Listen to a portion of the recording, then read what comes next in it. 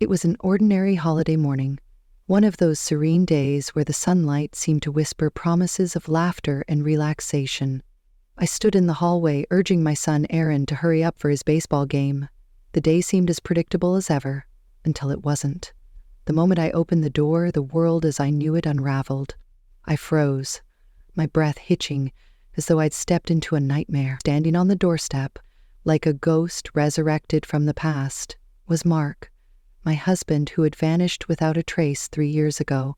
"This is our home," he announced, his voice caught somewhere between confidence and hesitation, as if testing the weight of his own words.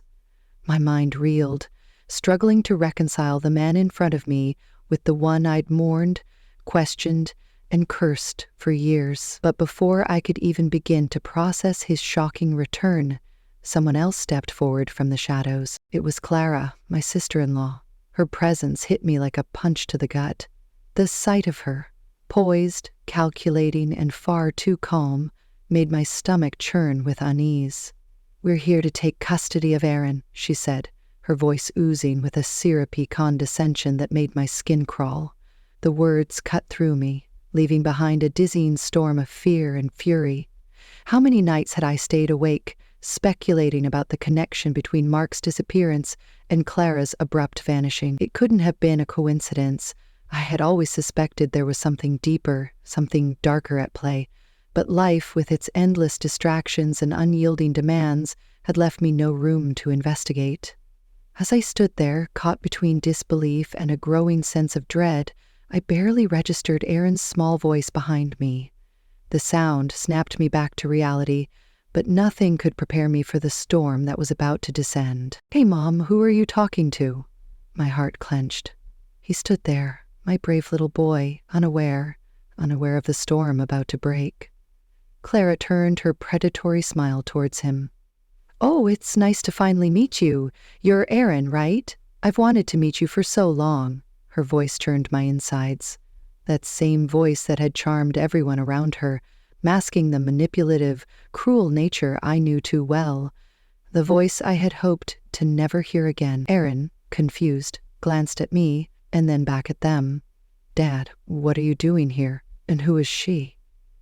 He moved closer to me, instinctively sensing the tension.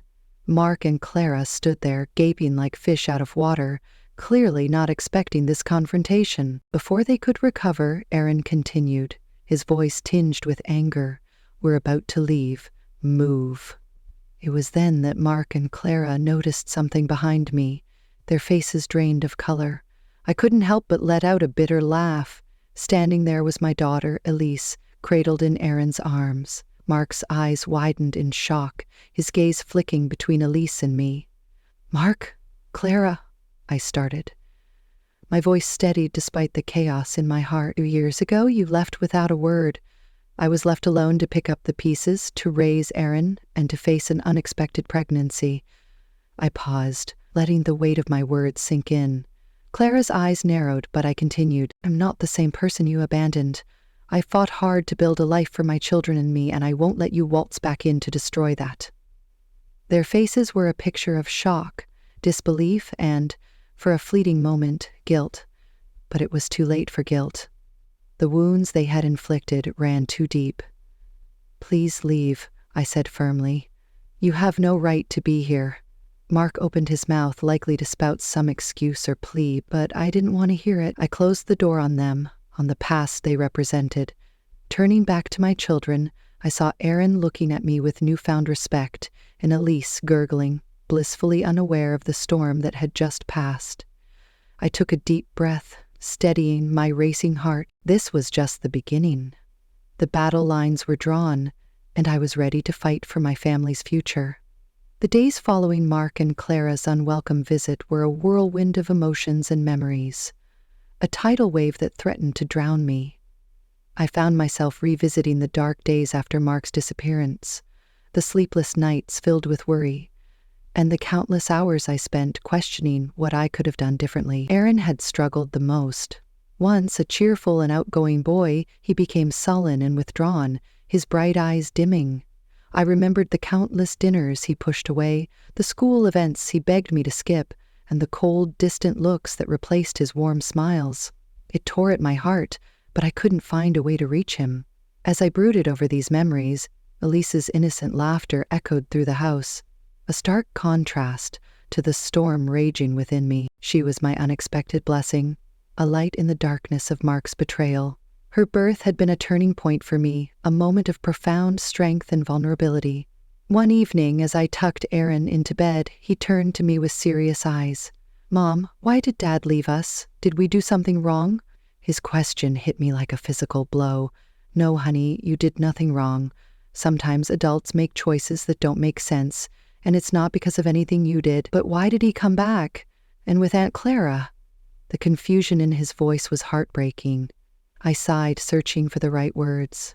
"I don't know why they came back, but I do know that we are a family.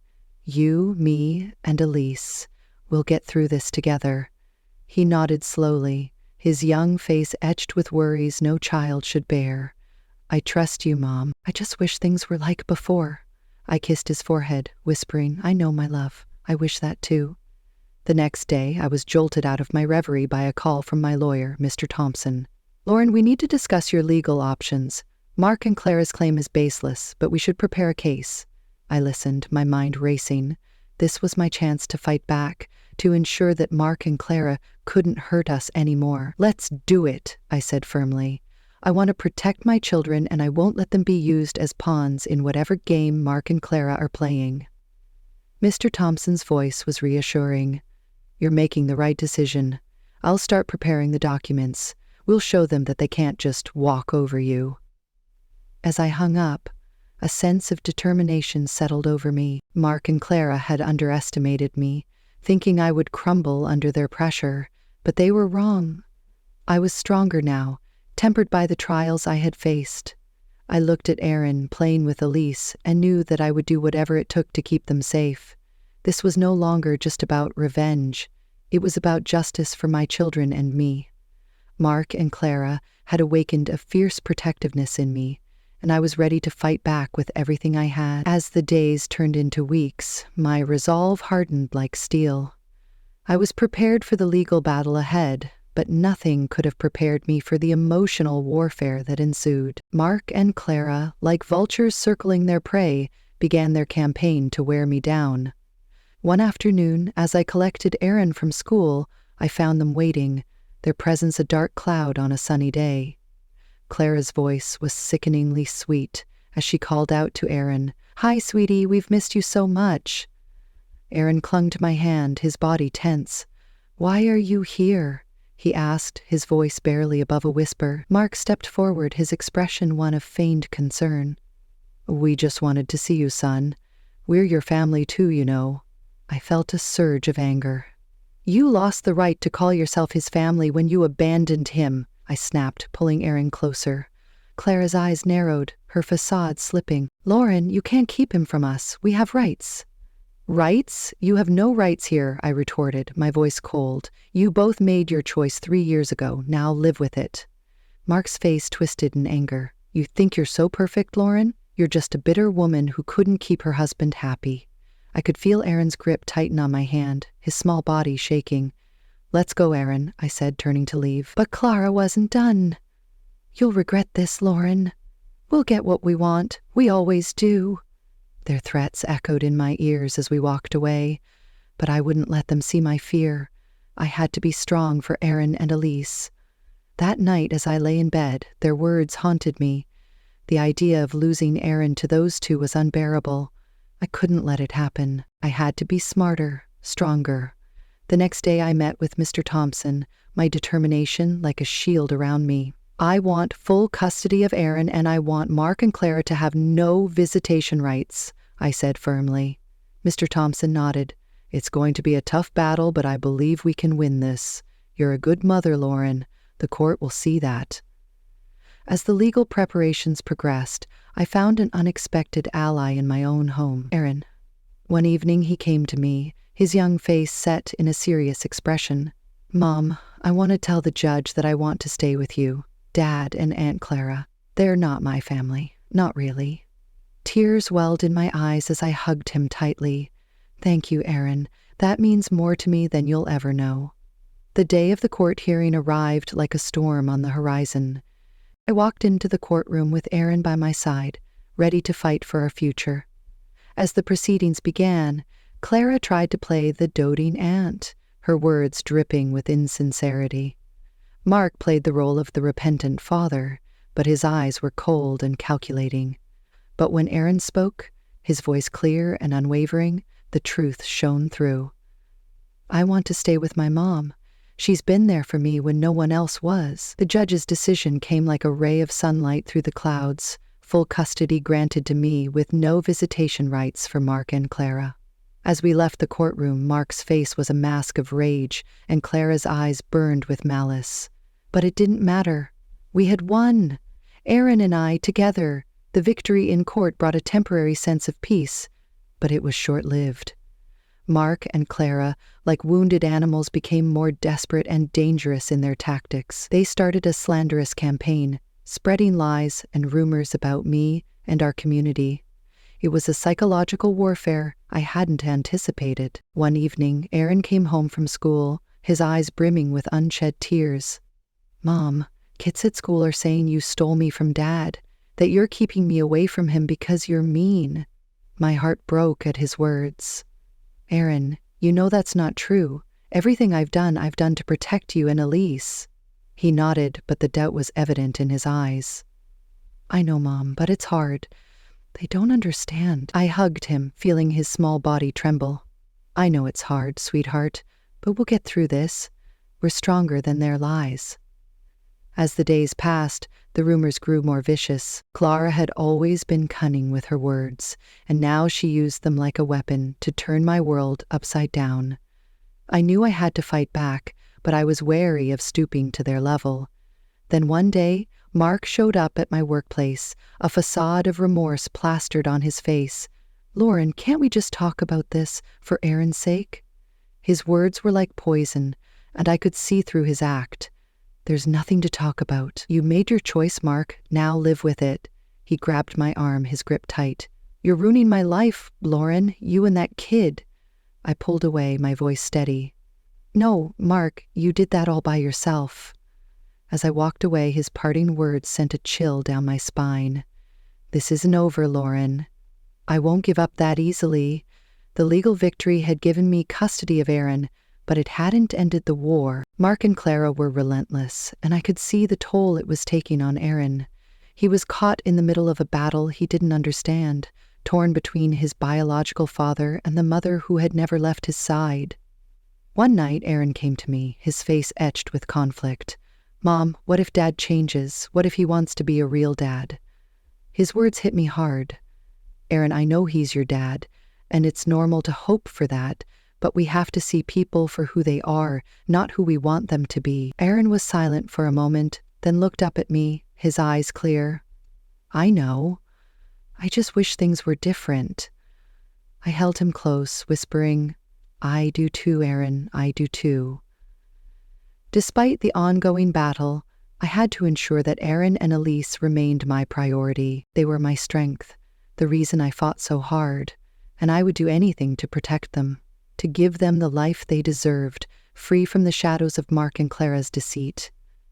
The relentless campaign by Mark and Clara took a darker turn, evolving into outright harassment. They seemed to be everywhere, outside my workplace, near Aaron's school, always lurking, always watching. It was a psychological siege, and I felt its weight every day, but I refused to be intimidated. It was time to hit back, to make them realize they couldn't trample over our lives without consequences. I scheduled a meeting with Mr. Thompson, my resolve like iron. "Mr. Thompson, it's time we take more aggressive legal action. I want to file for a restraining order against Mark and Clara, and I want to sue them for harassment and defamation," I declared. Mr. Thompson nodded in agreement. "I think that's a wise decision, Lauren. Their behavior is unacceptable, and it's time they faced the legal repercussions." The legal proceedings were grueling, but I stood firm.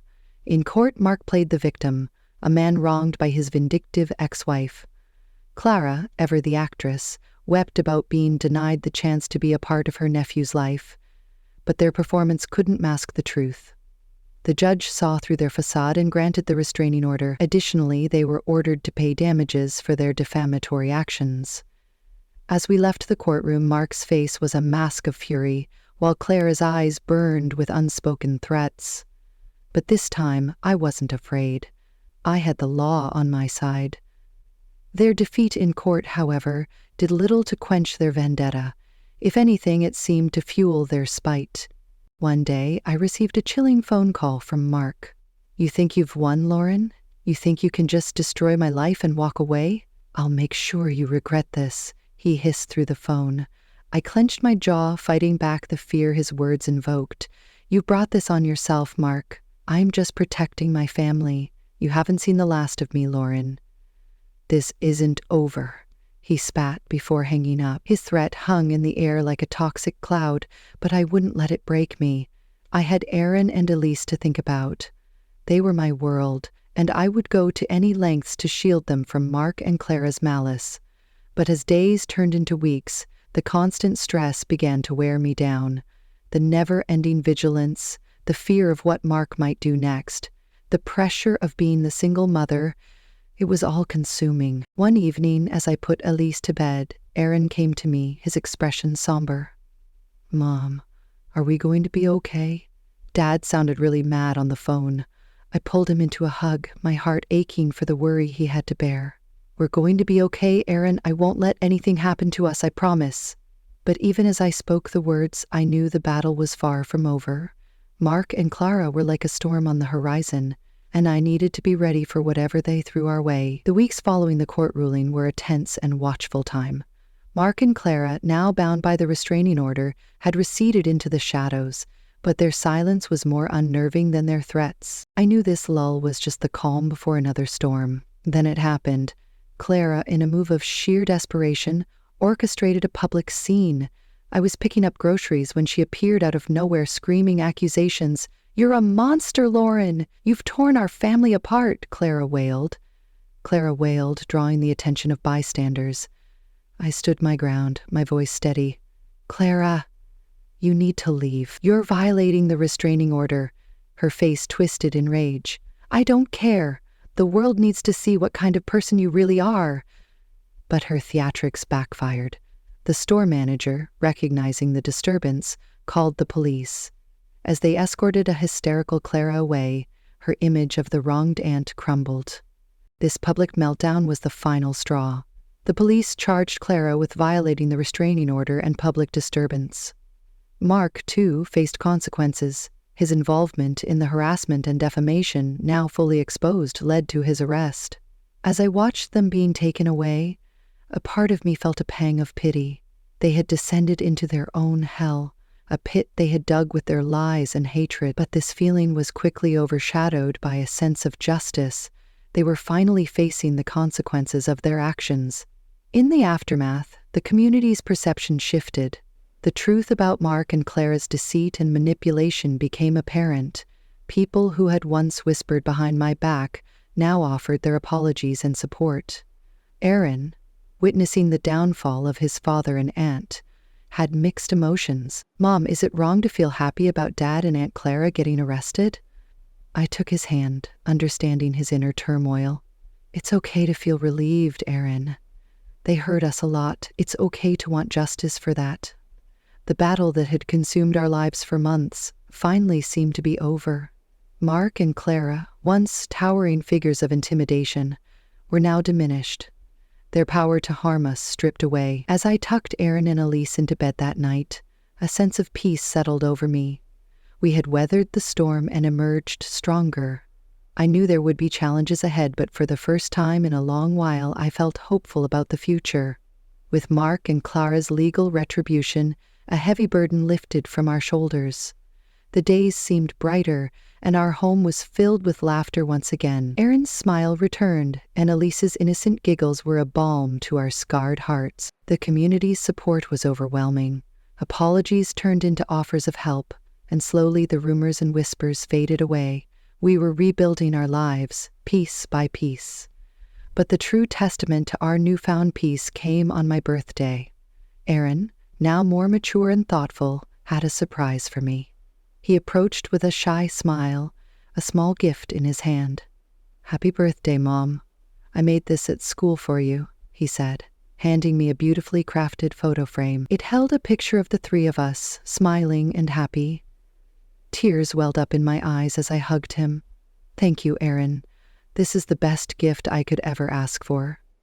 Later that day, as we celebrated with a small party, our little family felt whole again. Friends and neighbors joined in, their presence a symbol of the life we had reclaimed. It was Tom, a kind and understanding man I had met through my work. His support during our trials had been unwavering, and his presence now felt like a promise of new beginnings. "Happy birthday, Lauren. I hope this year brings you all the happiness you deserve," Tom said, his eyes warm and sincere. I smiled, feeling a spark of something new, something hopeful.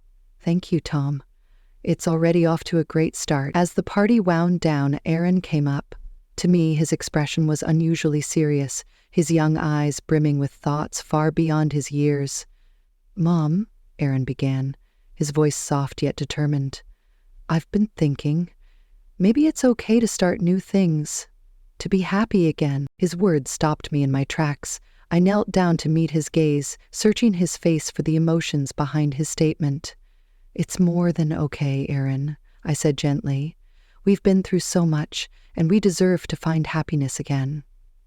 He nodded thoughtfully, a small, genuine smile brightening his face. "I like Tom. He's nice. And I think he makes you happy." I pulled him into a warm hug, my heart swelling with gratitude and love. "Who does, Aaron? And I'm so glad you like him." Later that evening, as I tucked Aaron and Elise into bed, a wave of peace washed over me, a peace I hadn't felt in years. For so long, life had felt like an endless battle. But now, it felt as though the tide had turned. We had faced our darkest moments, confronted the fears that once consumed us, and emerged stronger. Our future, once clouded with uncertainty, now felt like a blank canvas waiting to be painted with hope and joy. Life had tested us, thrusting us into storms we never thought we could endure. But here we were, standing in the quiet aftermath, ready to embrace the dawn of a new chapter. If you want to hear more stories like this one, don't forget to subscribe to SoraBook. Stay tuned for the next video, where even more inspiring and captivating tales await.